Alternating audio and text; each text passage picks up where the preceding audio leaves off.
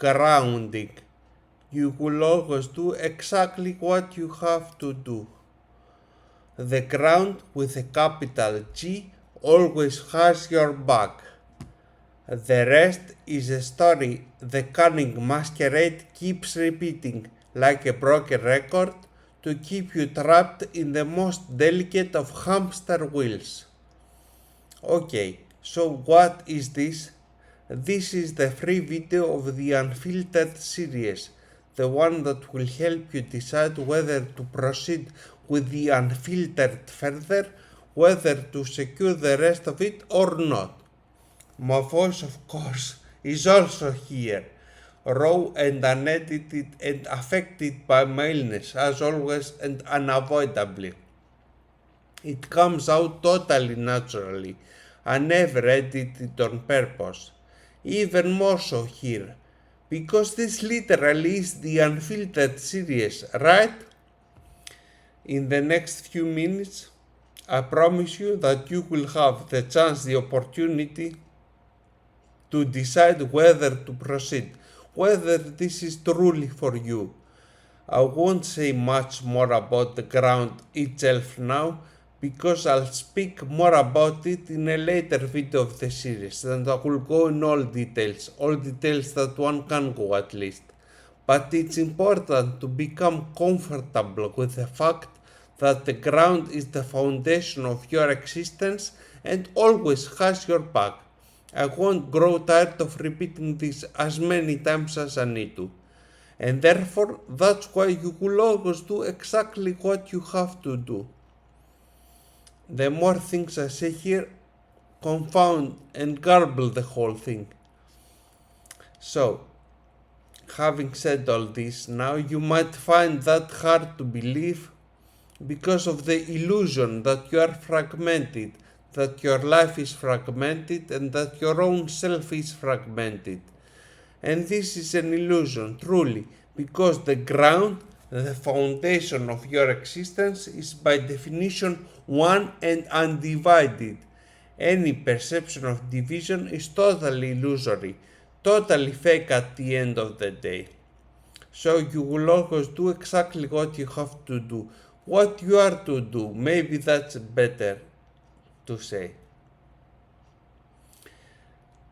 So you might find this hard to believe, as I said, because typically you divide the things you do in your everyday life and in your life in general into three categories: the things you need to do, the things you want to do, and the things you like to do. You classify something as a need to do when it's something you think you have to perform so as to avoid some imaginary perceived negative consequence in your life. I don't want to go visit my in-laws, but I need to, otherwise my wife will be mad at me and then our relations will be adversely affected, for example. Then there are the things you want to do, things that are not negative, like in the case of I need to do, or not perceived negatively by you at least, which is what matters. So these are positive things, but again, you say you want to do them because you think you'll get the positive, the good feeling out of doing the relevant action. I want to eat potato chips and burgers tonight for dinner, for example, because I think I'll enjoy it very much when I do so. So both I need to and I want to always by definition refer to perception. And the third category, things you like to do. You like to do one thing or another. You don't have to think or feel anything else about them. You enjoy just losing yourself in doing these things, not by generating a secondary motion.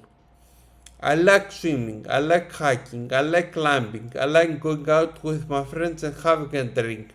I think you're getting the gist. You enjoy these things for what they are primarily. You don't expect them to generate another secondary outcome, and these are the things that are really directly related to the ground. In other words, these are the things that ground you. This is grounding. This is where you will always anyway gravitate. You only temporarily stray towards the things you want to or need to do, but then the ground always pulls you back, which is another way of saying you will do exactly what you have to do because of the ground. And here it's all about achieving a state of balance while moving, while you are on the move. You are always anyway focused on the next move, aren't you? You cannot stop moving even if you think you want to. You cannot stop moving whenever you think you need to.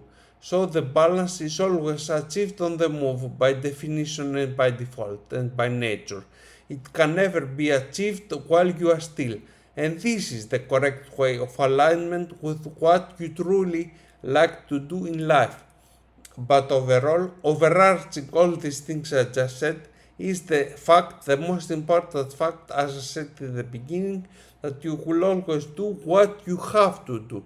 What you have to do is what you will do anyway, without having to think about it, without thinking, I need to do this, I want to do this, or I like to do this. You just do. And this is what directly springs from the ground, the one and only true foundation of your existence. This is what you will anyway do. So if that's the case, you might ask, why bother with all the other things? But you're bothered, aren't you? Otherwise you wouldn't watch this video right now. And you wouldn't have done many other similar things in the past, I presume. And the only reason you are bothered is because you have lived in this illusion for too long. An illusion created by your upbringing in this specific culture, in this specific society, in the specific environment that you grew up in. Everything you have done in this context, or that has happened to you in this context, in this very particular and repeated and individual context, perpetuates this illusion for you. And this illusion has many sides. One side is that you are fragmented, that you are a split personality, that you have many countless different aspects pulling in different directions, threatening to tear you apart. Another side is that you need to arrive somewhere. You need to reach a certain point, and then only then you will give permission to yourself to be happy. This is another illusion, that the journey doesn't matter, but the destination does. And that you can only enjoy the journey because life is a constantly moving journey only when you arrive. But you will never arrive, that's the thing. And another side of the illusion is the belief that you need to fix something, that something is wrong with you. Nothing is wrong with you, because your underlying nature, the ground, is perfect, spotless by definition. You don't feel it, you are not aligned with it, because you are trapped in the illusion that I just explained. This is what separates you from the ground truly. But the thing is that the goal is not to arrive somewhere or to wake up or to reach a higher vantage point from which you see downwards, down a valley, so to say, looking at your life or at other people from a supposedly higher summit. Not at all. The goal is to realize that the journey never stops, and you will never stop, therefore, and wait. You enjoy it by moving from station to station. But even station to station is not important. What matters is the actual walking, the actual moving. And it took me years to realize this, and some on the surface very negative and adverse events. But I'll go deeper into that in another video. So the key is to move and to find a good companion for you along this way. The ideal companion is someone a little bit ahead of you, but always close enough so that you can feel them and rely on them whenever you need to make sure you keep on moving. And you lose and find this your way, along your way. So this is a constant. It's a game of hide and seek with the ground, and therefore with your one and only true nature. And it's okay, it should be like that. It is like that for me, and it will always be like that. Now, another major issue is that language is always by definition inadequate to express these things. But then again, there is nothing else to do. Words are what we have at our disposal right now, and we have to use them. So, my final recommendation to you is, you heard some things in this grounding video, but what you heard is not the most important. The feelings generated in you from what you heard.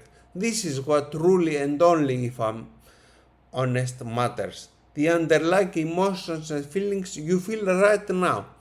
So if that resonates with you, if you strongly feel here and now that you resonate with my unique and unrepeated voice and my very private way of expressing things, then proceed further. Read what follows below and act accordingly. Otherwise, stop here. The decision really, honestly, undoubtedly has already been taken by you, for you, by the ground. To return to what I was saying in the beginning and throughout this recording. So just embrace this decision. Know and feel exactly what you have to do, what the ground knows you have to do, and hopefully see you soon. Bye bye.